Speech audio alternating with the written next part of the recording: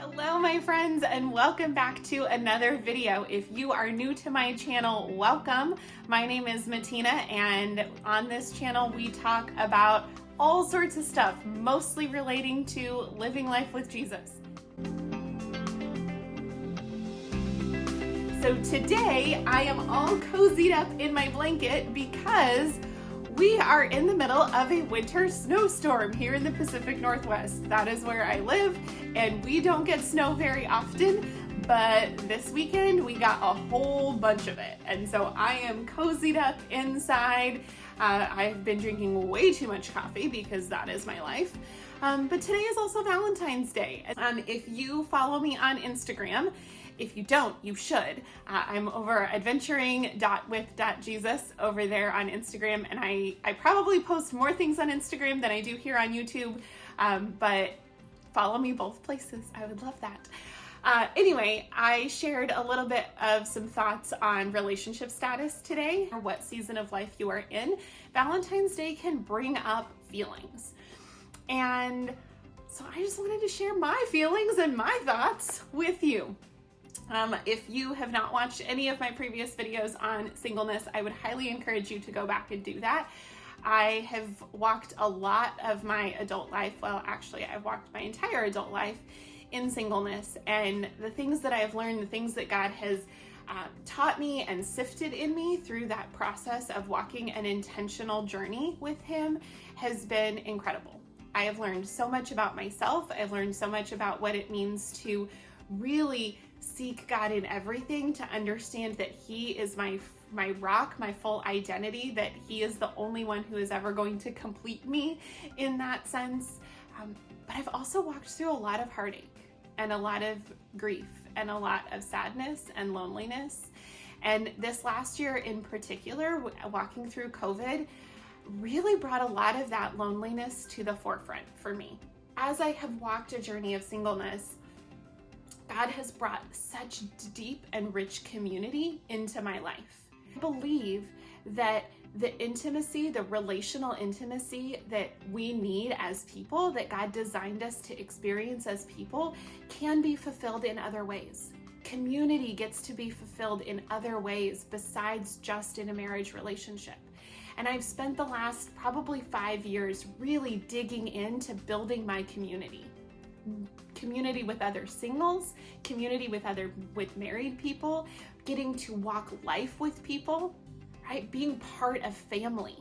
God did design us for community and family, and when that doesn't come in a really kind of natural way, we have to seek that out. And so I've spent a lot of time intentionally seeking that out. And then COVID hit.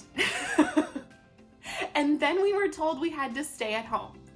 I was kind of okay with that. I was kind of okay with just being home. I actually get recharged and rejuvenated by being alone. But here's the thing, just because we get recharged and rejuvenated by being alone or by solitude does not mean that we were meant to live in isolation and solitude. You are staying at home and you live alone because you're not married, because you're single, like me. That intentional connection that you get from those external relationships all of a sudden went away. And it made me realize how lonely I was. Not lonely in general, right? Those relationships were still there. But when you don't have anybody else in your home, it can magnify those feelings. And that was one of the things, in addition to loneliness of just not having that community, recognizing that I wanted somebody to be able to share those daily interactions with. My poor friends and mother ended up getting like 3-hour Zoom calls from me about every week because I have lots of things I'm processing and things about life that God had been talking to me about. And if you've watched other videos on my channel, you know that like God was stirring so much in me through things that I've been processing personally. And the gift of singleness is that a lot of that processing gets to happen just me and God, which is so cool and so much fun. And super challenging at times when it's just you and God. There's no one else to really deflect your ideas to, right? When God starts to challenge you, it's like he's on point. You get his full attention and it is all on you. And that can be a lot. But it's also super cool to be able to process things with the Lord and have him sift out things in your heart and uproot old unhealthy thought patterns and beliefs and just start to shake some things. And so that's been like amazing and such a gift of singleness. But the flip side of that is that I have a lot of things rattling around in my brain, a lot of things that God is stirring in my heart or things that I want to process. I'm a verbal processor. And so when I didn't have those natural spaces to process with people in a given week, like I had pre-COVID, and I realized through that, like how much my heart just desires to have somebody to wake up to every morning and to share those with. And it was a really hard season. And what it reminded me of and made me grateful for is the relationships that I've cultivated, because they are so important to me. Because I don't usually feel lonely. I mean, I have moments of loneliness, don't get me wrong. But having intentionally poured into my single life and allowing the Lord to cultivate other life-giving relationships apart from a spouse, apart from a partner, has really given me a lot of what I need. Now, would I still like to be married? Yes.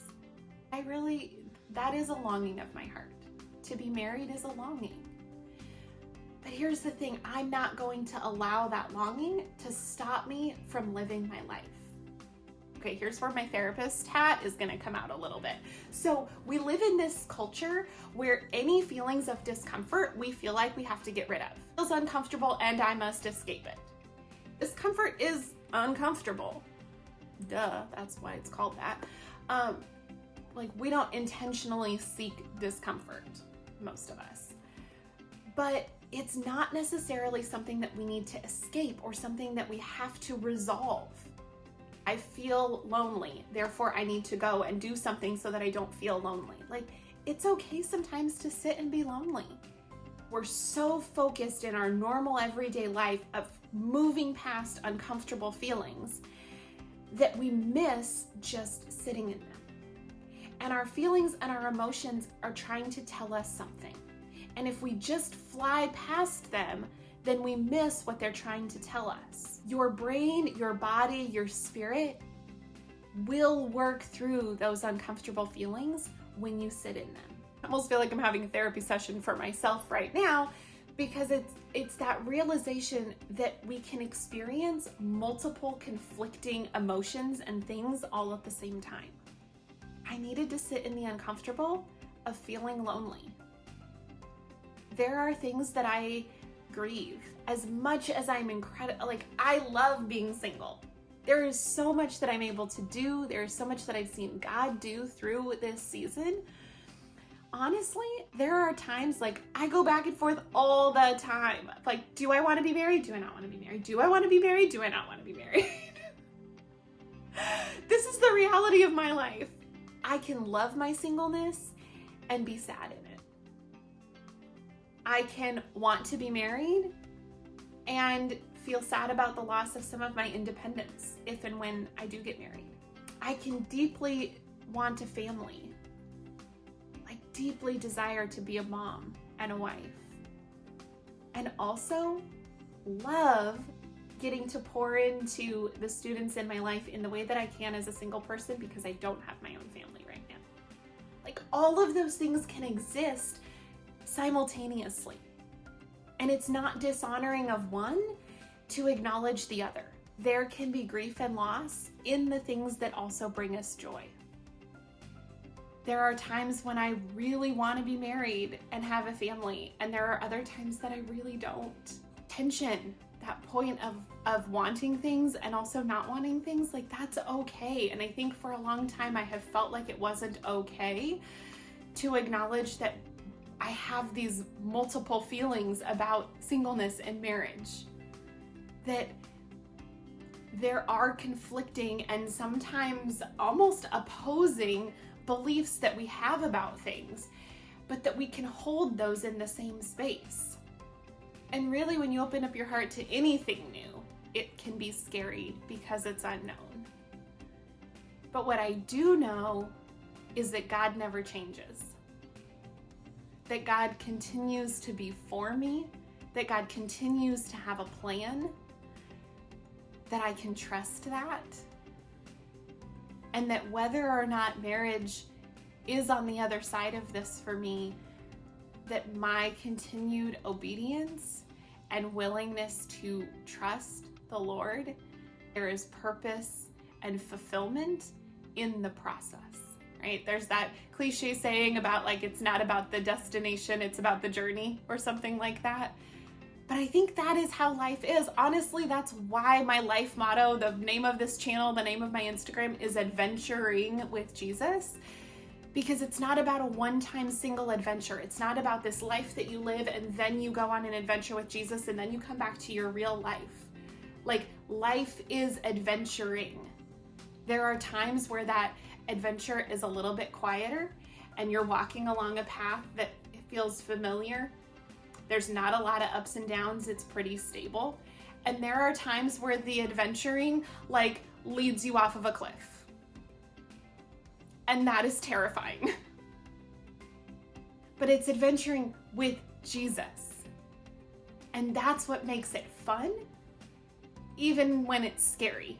Because I know that the guide, I know that the person who is leading this adventure of life is 100% trustworthy.